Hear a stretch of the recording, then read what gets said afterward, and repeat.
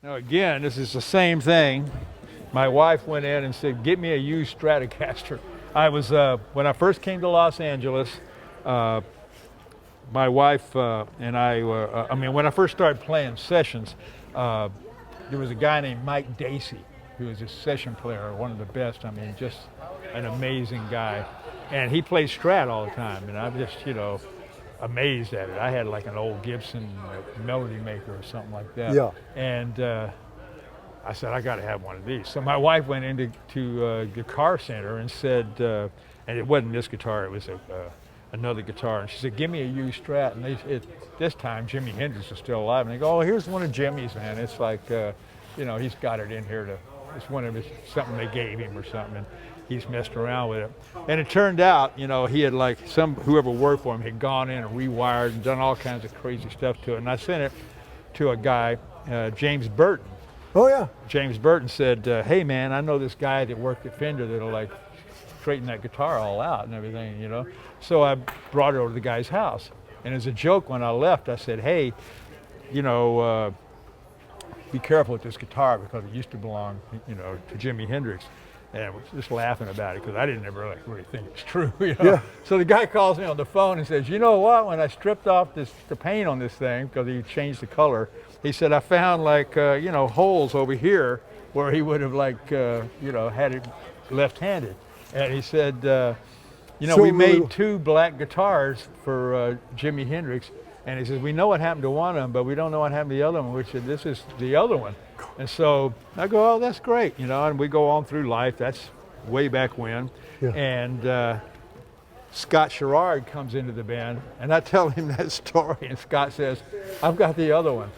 You're kidding. No, I mean, 30 years later, Scott's going, I've got the other black Strat that Jimmy had.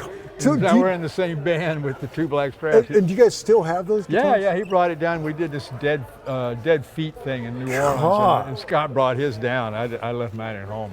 But wow. It's about a what are the 63 odds? or something. Yeah, I mean, it's just insane. It's like that would happen. It's like some kind of definite there's a spiritual thing kind of there. Yeah, I mean, who would ever think? And yeah, he got his. It was in pieces at some guitar store that he knew in New York somewhere.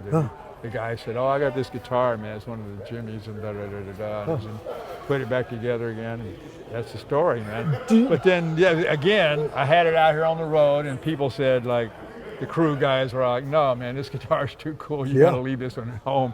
And I got this beautiful Strat. Yeah, I totally forgot about this one. This came from the Fender factory. We were in a recording studio, and our guitar tech went down to Fullerton, where the factory was. He called me up and said, we got these two guitars down here. One's a red Strat and one's a Sunburst. And he said, the Sunburst is $150 and the red one's $100. And I said, well, grab them, I think there's supposed to be a paint defect or something somewhere. Right, yeah. I don't know. But I've had them, God, forever. I've had these guitars forever, and they're just, to me, it's perfect. Scott plays all kinds of guitars.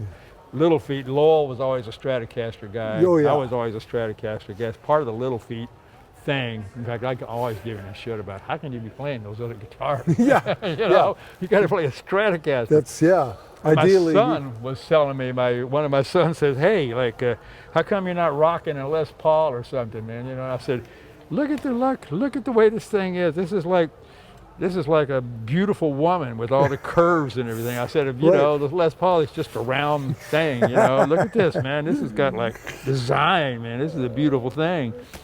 So I love them. I love Stratocasters, man. I've never played a bad one. Do you remember what your wife paid for the Hendrix Strat? $300, it's like $300, something like that, back then. I can't even imagine what that's worth today. It was something like that, I'm sure. Crazy. Yeah. Okay, that's... But he was still alive and wandering around L.A. all the time. Lowell used to go jam with him all the time, so it wasn't a big deal. It was just he's always in here, and he's got some guitars over here. Yeah. So I was lucky.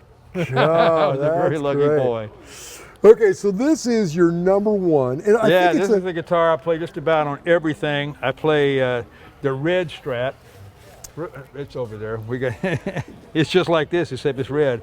I use it for slide, Yeah. and, which I play on one song, "Oh Atlanta." Yeah. What slide do you play? Here It might be. This is something Scott gave me. It is a titanium ellipse. Oh, okay. Ellipse magalite or magalite. Oh yeah. Magalite, I think is what it says. It's beautiful. You can drop it and it won't break. Right. And light, I imagine, very Yeah, it's light. very light, man. Yeah. It, you know, and that's, you know, it's just real easy to play, man. Yeah.